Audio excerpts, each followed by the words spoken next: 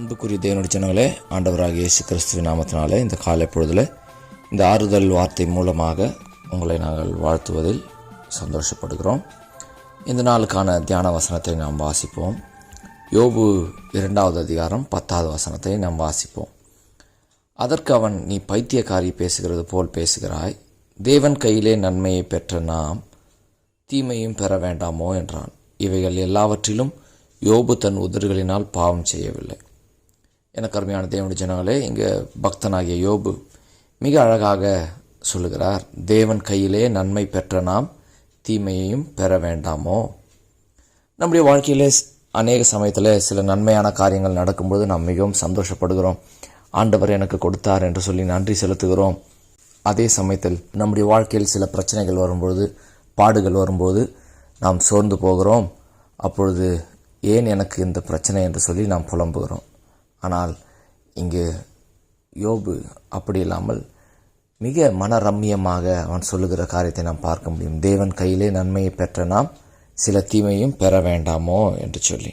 பிரச்சனை வந்தவுடன் நாம் உடைந்து போய்விடுகிறோம், சோர்ந்து போய்விடுகிறோம்.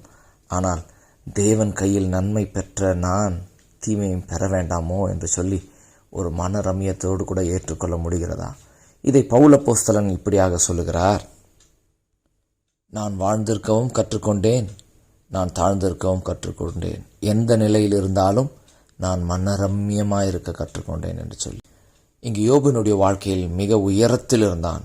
ஒரே நாளில் எல்லாவற்றையும் இழந்து அவன் நடுத்தெருவில் வந்து நின்று கொண்டிருக்கிறான். அப்படிப்பட்ட ஒரு சூழ்நிலையில் தன்னுடைய சரீரத்திலும் அவன் வியாதியை அனுபவித்துக் கொண்டிருக்கிறான். நீங்கள் யோசித்து பாருங்கள், அவனுடைய மனநிலைமை எப்படி இருக்கும்?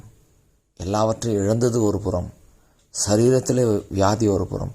இவைகள் மத்தியிலே மனைவி பேசுகிற பேச்சை கேட்டு அவன் உள்ளம் உடைந்து போய்விடாமல் அவன் மனைவிக்கும் ஆறுதல் சொல்லுகிறவனாக, தேவன் கையில் நன்மையை பெற்ற நாம் சில தீமையை பெற வேண்டாமா என்று சொல்லி அவன் சொல்லுகிற வார்த்தை எத்தனை உத்தமமானது பாருங்கள்.